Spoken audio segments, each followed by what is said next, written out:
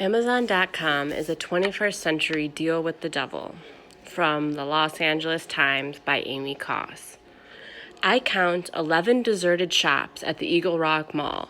The ghosts of their signs appear eerily above the chained doors. With a few other lost souls, I wander past the blank kiosks, witness the mall's dark descent, and I think I detect a slight sulfur smell.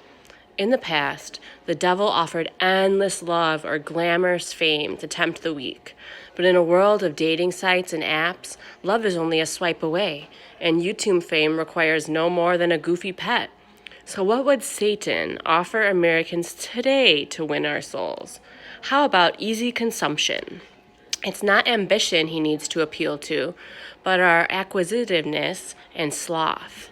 He can show us a picture of a thing, a book, a bauble, a sweater, a vacuum cleaner, and ask 3 questions. Do you want it?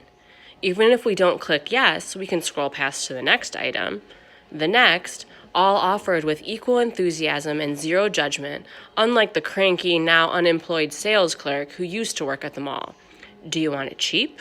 Less than anywhere else? And no need to actually touch the thing or do the math? I'll handle that. Do you want it now? I'll leave it right at your door, so you don't have to acknowledge another soul during the entirety of this transaction.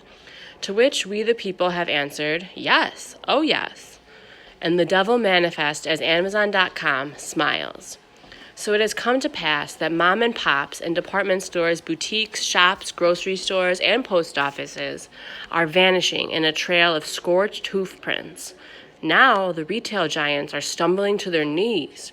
They're offering deals, deeper discounts, closing branches, consolidating staff, trying to fend off the inevitable.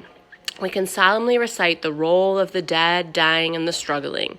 Macy's, Sports Authority, Walmart, Kmart, Office Depot, JCPenney, Bebe, Payless Shoe Store, American Eagle, Chico's, Ann Taylor, Route 21, Gap, Sears, Radio Shack, GameStop, Staples, BCBG, Men's Warehouse, The Limited, Crocs, Guess, Abercrombie & Fitch, Wet Seal. According to the feds, there have been 60,000 retail jobs lost in just the last 2 months. Beelzebub's bloodbath began with books, remember? First came the massacre of specialty and small independent bookstores. Then he smote Borders, Crown, Brentano's, and B. Dalton, followed by the crippling of Barnes & Noble. Andrea Volterra, executive director of Southern California Independent Booksellers, doesn't think Lucifer makes much money off of books.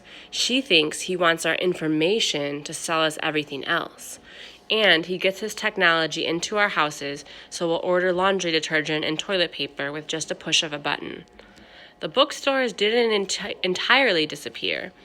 Carrie Lohr of Michigan's BookBeat points out that bricks and mortar establishments still offer things you can't do online. We actually read and care about books, he said. In regard to Amazon, he sighed. There's no defense or revenge. We just have to live with it. According to Maureen Palacios, owner of Once Upon a Time, a children's bookstore in Montrose, California, Christmas is the worst time for showrooming. That's when non-regulars come in to do their gift research, examining the books in the stores, then go home and order them from Amazon. Watching the bookstore die off in horror back then, I wondered if it would end in writers losing all control over the written word. If the devil hated cats, say, would that mean the end of the publication or sales of books that mention cats? Hasn't happened yet, but the sinister possibility looms. Every choice we make among newspapers, magazines, movies, television, fashion, furniture, accessories, toys, cameras, and groceries can be accessed by some big data decision maker. A terrifying piece on NPR's Radiolab described the workday of pickers, the benign thousands who rush around filling orders online, enabling our laziness and greed. They labor in fulfillment centers the size of 17 football fields. These poor souls are timed and monitored, driven to toil without rest like the damned in hell. Back at my disappearing mall, I flee the emptiness of the corridor into one of the few remaining stores, indicating the wasteland outside the door. I ask the sole surviving salesman, what happened? She shrugs. Everything in the store is 60 to 80% off, she tells me. Closing sale.